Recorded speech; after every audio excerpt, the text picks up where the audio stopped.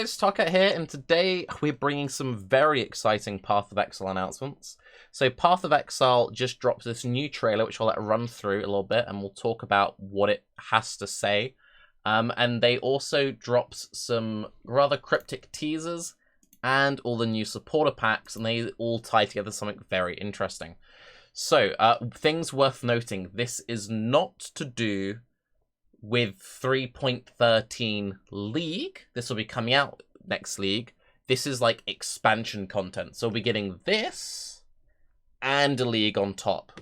So we're getting double the spice.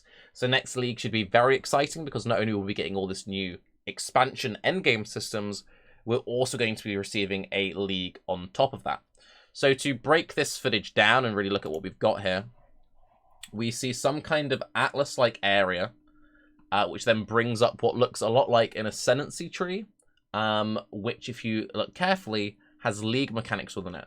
So it's some sort of way to specialize League mechanics, choose what League mechanics we have. Easily recognizable ones. This is clearly Bestiary. This is clearly Legion. This is Blight. You can see that's clearly the Blight posture, and that's Cassie with Blight behind it. This will be Harvest, and we know that Harvest is going core. What's interesting about the Harvest path is it looks like base Harvest and some kind of upgraded Harvest, and you can tell this is all Harvest related because of the flowers and it has the same minor nodes. Likewise, this bottom one looks like Abyss, potentially, because of the minor nodes, and you can see this is maybe some sort of upgraded Abyss. So maybe this is kind of like you get an Abyss, and this would be you get a Lich. That would maybe make sense. And this could be like you get a flower, and maybe you get like a tier 4 seed boss, potentially, since we don't know how they're reincorporating Harvest into the game. But that would kind of make sense. So we're seeing some kind of specialization tree. Now, the other thing that's worth noting before we get into the rest of the footage real quick is jumping back to the start is along the outside of this Atlas area, you have a bunch of map bosses. So this is the Basilisk boss. This is the chicken, which has the dog friend. Here you have the Ashenwoods boss. This is Rigwald. Here we have Goddess. Here's just a skeleton by the looks of things. This is a fire dog.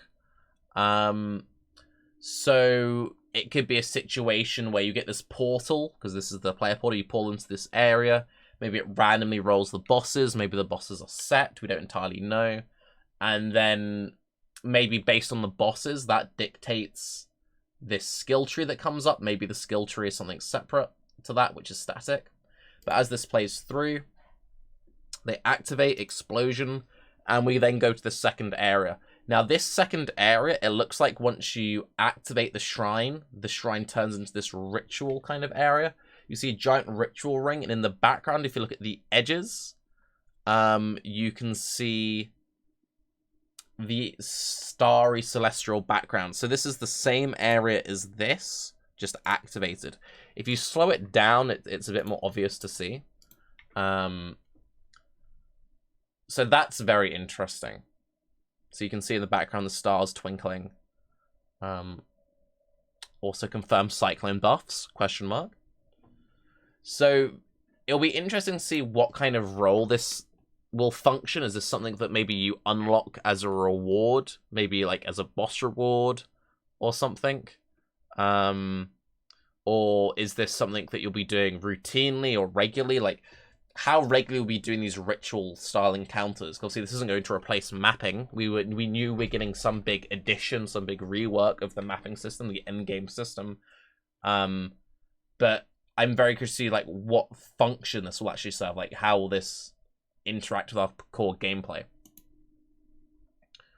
Then we have the skill tree that we've seen, and with the amount of points that's going in, it looks like maybe this is something that you could upgrade. You could cap it out, so maybe like at League start, you have 0 points, and then maybe you kill bosses, and then you kill the bosses give you points. Maybe because some people are saying there are bosses equal to the amount of points you get, then maybe you spec into it, kind of like how you'd have like a cycle, like a Cirrus cycle. Maybe you get the 10 bosses, you do the encounters, then you like spec into 10 League mechanics, and then you have that for the next 10 maps, and then you do like a new cycle. GGG tends to like cycling systems, like stuff which isn't always active, like Sextants were constantly rotating, the Elder Shaper system constantly rotating. Cirrus is cyclical. I think that's kind of the direction they'd want to go into, and that would also make sense with it being a skill tree, because if it was something that you just permanently unlocked, then yes, it would be nice to see that progression of like maybe month 1 of the league, month 2 of the league, you've got it fully unlocked, great. But I thought they'd want it to be a bit more dynamic than something that just you set up once, then it's done. Especially since Path of Exile already has a bit of an issue with new league need to level up all these different systems. Obviously, this will see a rework of some level. We don't know how substantial, but it will see some form of rework to how just core leagues are handled, which is excellent. People have been demanding that, quite rightfully so, for a long time now. But whatever, it's interesting. And this split arrow is just doing insane amounts of, like, splitting and forking and, like, split arrow buffs. What's also interesting is it seems like you're not firing just a set sequence.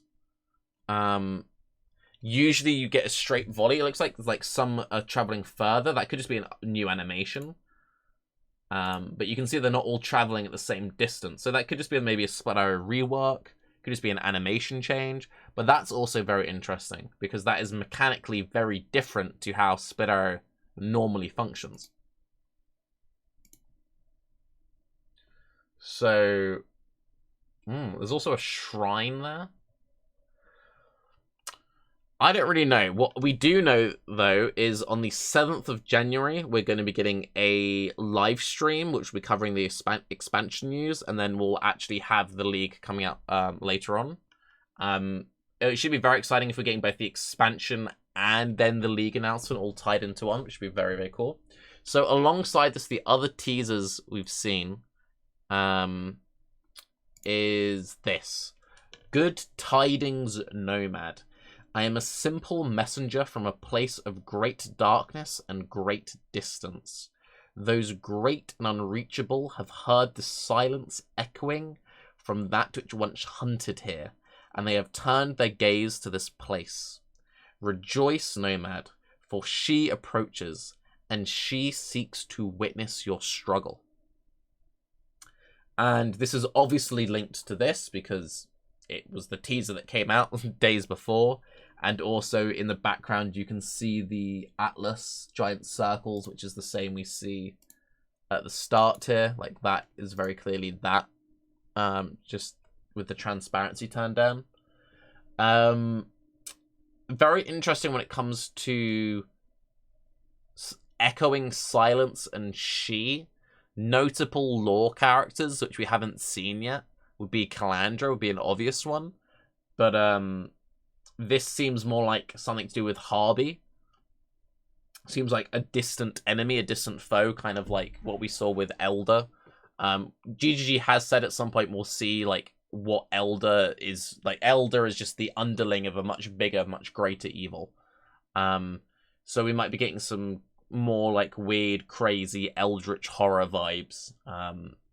But a she eldritch horror, which could be interesting.